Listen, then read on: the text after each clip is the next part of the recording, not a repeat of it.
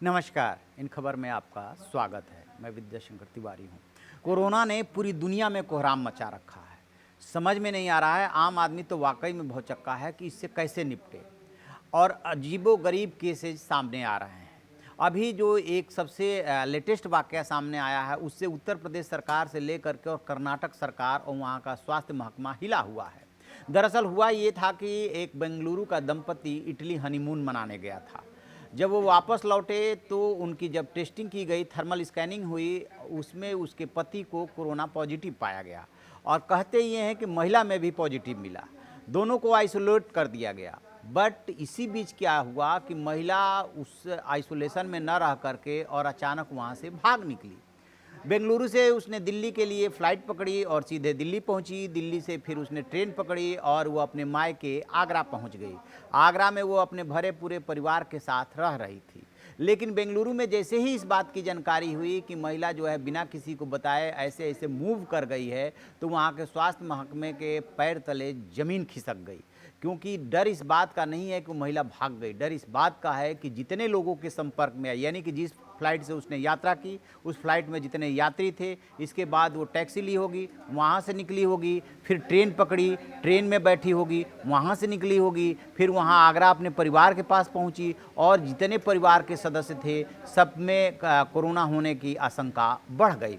लेकिन हद तो तब हुई जब यूपी के स्वास्थ्य महकमे को इसके बारे में जानकारी मिली और जब दस्ता वहाँ पे पहुँचा तो ये देख करके हैरान रह गया कि जो महिला थी उसके पिता ने साफ साफ इनकार कर दिया कि दुल्हन घर पे है।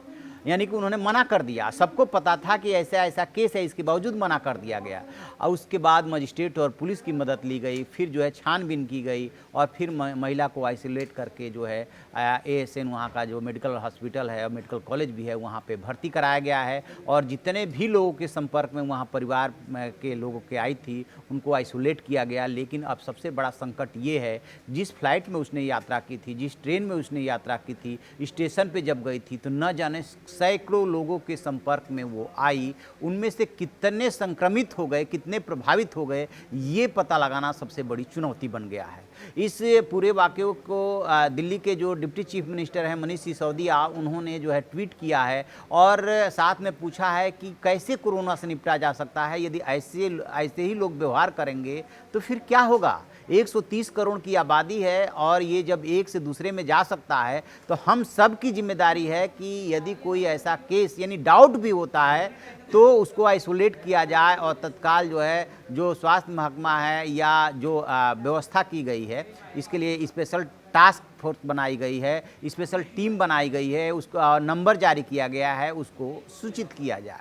लेकिन ऐसा लोग नहीं कर रहे हैं, पढ़े लिखे लोग नहीं कर रहे हैं। अंदाज़ा लगाइए उस नई नवेली दुल्हन की हरकत का कि उसने किस तरीके का व्यवहार किया। पति को तो छोड़ के भागी ही भागी, कितने लोगों को रास्ते में वो कोरोना वायरस बांटती गई, इसका अंदाज़ा लगाना मुश्किल है। और ऐसे यदि केसेज बढ़ेंगे तो फिर ये ऐसी महामारी फैल जाएगी कि संभालना मुश्किल हो जाएगा।